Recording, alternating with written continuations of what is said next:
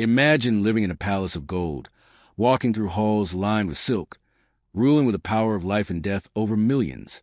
You hold a crown that makes you the center of the world. But lurking in the shadows is a whisper, a warning, a curse that says all your wealth and glory will soon collapse into ashes. Many rulers dismiss such warnings as nothing more than superstition, but history remembers the terrifying moments when those curses came true. These are not fairy tales, not bedtime stories meant to amuse children. These are accounts that kings, queens, and conquerors lived through, where fate, prophecy, and doom seem to weave themselves together with chilling accuracy. And as you listen, you'll find yourself wondering, was it chance, or did curses really hold the power to bring down the mightiest rulers the world has ever seen? Our journey begins in Egypt in 1922, a time when the Western world was obsessed with mummies and the mysteries of the Nile. When Howard Carter and his team uncovered the tomb of Tutankhamun, the boy king, they believed they had stumbled upon one of the greatest treasures in history. But what they also unleashed was fear that gripped the entire world. Inside the tomb, carved into stone, was said to be an ominous warning. Death shall come on swift wings to him who disturbs the peace of king. At first, it was dismissed as nothing more than myth. But then strange things started happening. Lord Carnarvon, the man who financed the expedition, died just weeks after the tomb was opened. A small mosquito bite turned septic, and he died in agony. Newspapers exploded with stories about the pharaoh's curse. Reporters claimed that lights in Cairo flickered the very moment he died, that his dog howled and dropped dead back in England at the exact same time. Other members of the expedition soon followed with mysterious illnesses and deaths. The legend grew so large that many believed Tutankhamun had reached across time itself to punish those who disturbed his eternal rest. Scientists later argued it might have been bacteria sealed in the tomb for thousands of years. But for the public, the idea of an ancient curse was far too powerful to ignore. And to this day, whenever you hear the word mummy, it is not treasure that comes to mind, but the image of a deadly curse that brought even the boldest men to their knees. If Tutankhamun's curse spread fear, the story of Tamerlane's tomb shook entire nations. Tamerlane, also known as Timur the Lame, was one of the most ruthless conquerors in history, a man whose army slaughtered millions and who left cities in ruins. His tomb in Samarkand carried a chilling warning. Whosoever opens my tomb shall unleash an invader more terrible than I. For centuries, no one dared disturb it. Then came 1941, when Soviet archaeologists opened the tomb under Joseph Stalin's orders. Inside, they found Timur's remains, and they laughed at the inscription, dismissing it as legend. But within days of opening the tomb, Adolf Hitler invaded the Soviet Union in one of the deadliest military campaigns in history. To many, this was not coincidence, but the curse fulfilling itself. Stalin, deeply superstitious despite his iron grip, ordered the remains of Timur to be reburied with full Islamic rites. Not long after, the tide of war began to shift. The Nazis, once unstoppable, started suffering devastating defeats. Could it be that the act of disturbing Timur had truly unleashed one of the greatest wars in history? Or was it all coincidence wrapped in the cloak of fate? Either way, the curse of Tamerlane remains one of the most haunting reminders of what can happen when the dead are not allowed to rest. From the east, we move to Scotland, where the fate of kings was said to rest on a single stone. The Stone of Scone, also called the Stone of Destiny, was no ordinary rock. For centuries, it had been used in the coronation of Scottish kings, a symbol of divine approval and legitimacy. But legend warned that whoever removed the stone unjustly would face disaster. In 1296, the English king Edward I invaded Scotland, stole the stone, and placed it in Westminster Abbey, where it would be used in the coronation of English monarchs. From that moment, misfortune seemed to follow the crown. Edward's son, Edward II, was overthrown and murdered. Later kings faced rebellions, executions, and endless wars. Henry VIII's reign ended in chaos and bloodshed. Charles I was executed during the English Civil War. Time and again, disaster struck those who had claimed the stone. For the Scots, this was proof that the curse of the Stone of Destiny was real. It wasn't until 1996 that the stone was finally returned to Scotland, centuries after it was first stolen.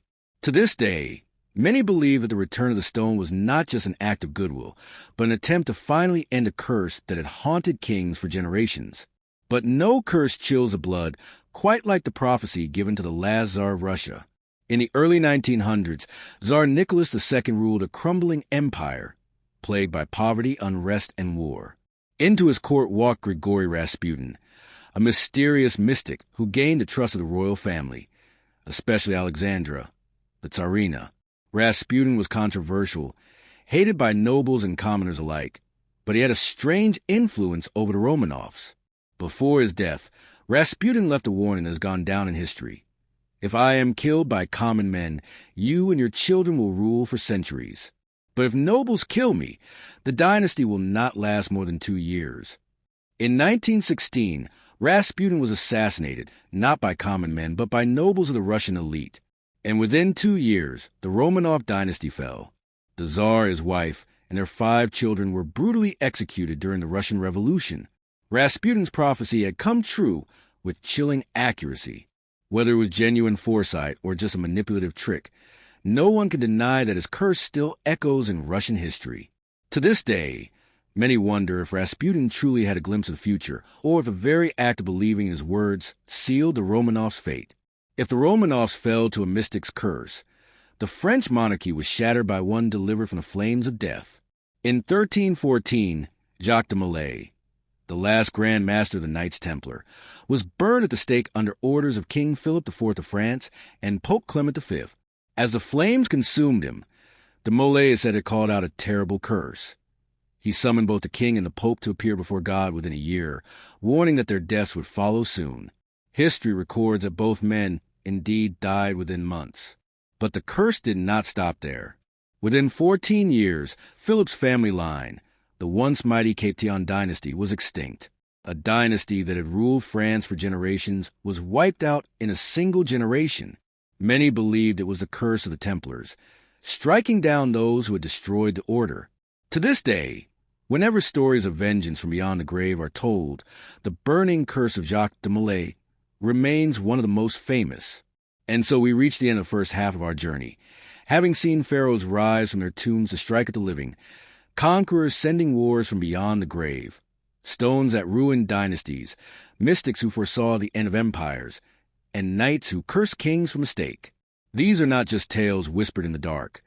They are events written into the pages of history, where kings and queens discovered too late that no crown, no army, no wealth could protect them from a curse. And the truth is, we've only just begun, because the curses you are about to hear next are even stranger, even darker, and even more terrifying. Stay with me, because what awaits in the second part of this story will make you question whether destiny itself can be cursed. Curses are strange things. They do not always come from tombs or from the lips of dying men. Sometimes they cling to objects, jewels, and treasures so beautiful that kings and queens would kill to own them. Yet beauty often hides danger, and history shows us that some of the most glittering prizes carry with them the darkest fates. One of the most feared of these was a Hope Diamond, a deep blue jewel with a blood-stained legend. According to one story, it was stolen from the eye of a Hindu idol, and the gods themselves placed a curse on it. When it made its way into the French court, it fell into the hands of King Louis XVI and Marie Antoinette. Not long after, both found themselves dragged to the guillotine during the French Revolution. Later owners of the diamond faced ruin, murder, and even suicide. A Dutch jeweler who once possessed it was killed by his own son. A Russian princess who wore it was murdered by revolutionaries. A wealthy American heiress who owned it ended up divorced and bankrupt.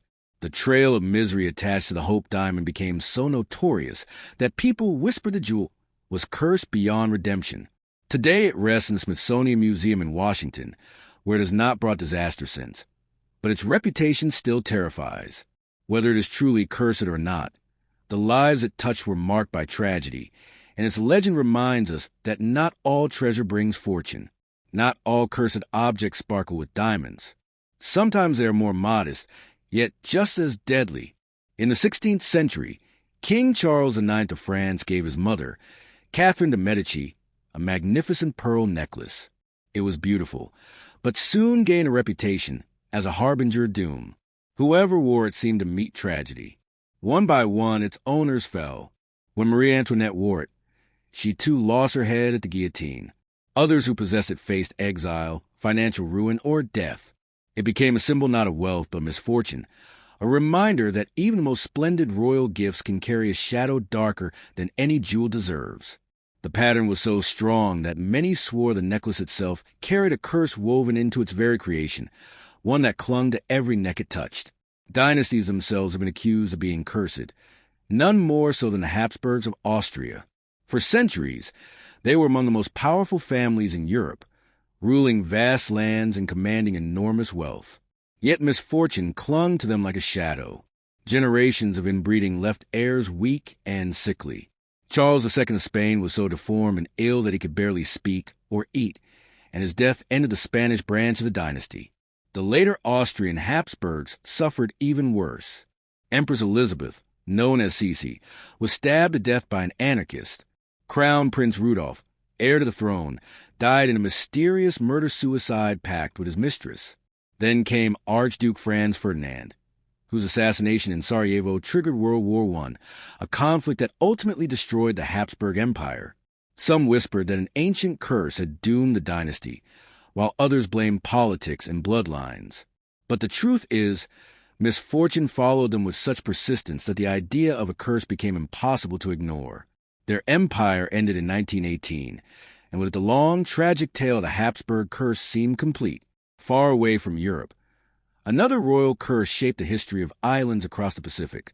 In Hawaii, the bones of kings were considered sacred, guarded with secrecy and reverence. To disturb them was an unthinkable act, one that carried a curse of death. Foreigners who ignored this kapu law often met mysterious ends. Sailors who plundered burial sites fell ill or drowned at sea. Ships sank in sudden storms. Even in modern times, attempts to move royal remains were followed by strange accidents and tragedies. For the Hawaiian people, this was no superstition but a truth proven by generations.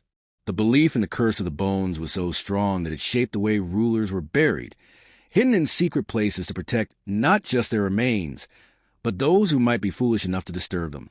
To this day, locals warn that the ancient kapu still lives, watching over the resting places of Hawaii's kings. Curses also shaped the history of Britain, particularly the Stuart dynasty. Mary, Queen of Scots, was imprisoned for years by her cousin Elizabeth I before finally being executed in 1587. Before her death, legend says she cursed Elizabeth and all her descendants. Whether or not she truly spoke such words, the Stuarts who came after her were plagued with endless tragedy. Her son James VI of Scotland became James I of England, uniting the crowns, but his descendants suffered wars and bloodshed. Charles I was executed during the English Civil War, his head struck from his shoulders like his grandmother's had been.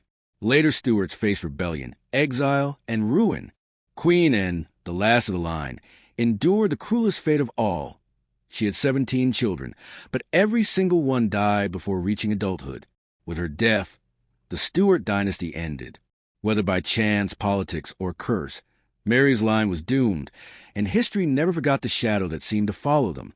Another jewel, as famous as a Hope Diamond, carried a curse across empires. The Koh-i-Noor, the Mountain of Light, was one of the largest diamonds in the world, fought over by Persians, Moguls, Afghans, and Sikhs. But it came with a warning. Any man who wore would face misfortune and ruin. Its history seemed to prove the curse true. Rulers who claimed it were dethroned, assassinated, or sent into exile. When the British took it in the 19th century, they treated the curse with respect. From that day forward, it was never worn by a king, only by queens. To this day, it rests in the crown jewels of Britain, set into the crown of Queen Elizabeth, the Queen Mother, and later displayed but never placed on the head of a male monarch. The curse of the Koh-i-Noor still holds power, and though it shines in London, its bloody past follows it like a shadow that cannot be shaken. When we look across these stories, a chilling pattern emerges. Time and again, curses seem to take on lives of their own, shaping the fate of rulers and empires. Were they truly supernatural forces at work, or were they warnings that became self-fulfilling prophecies? Perhaps it was fear itself that gave them power, turning whispers into destiny. A pharaoh's tomb spreads terror among scientists. A conqueror's grave unleashes war. Stones, diamonds, and necklaces carry ruin across centuries. Dynasties collapse under the weight of ancient words spoken in fury or grief.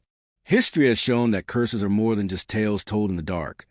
They are stories woven into the rise and fall of empires. And as we close this journey, one question remains.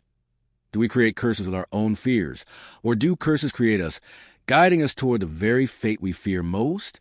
Perhaps the answer lies buried with kings and queens whose names we still remember, not for their victories, not for their glory, but for the curses that would not let them escape. So the next time you hear of a crown, a jewel, or a tomb that carries a warning, remember the stories of those who ignored such signs. For history has taught us one truth.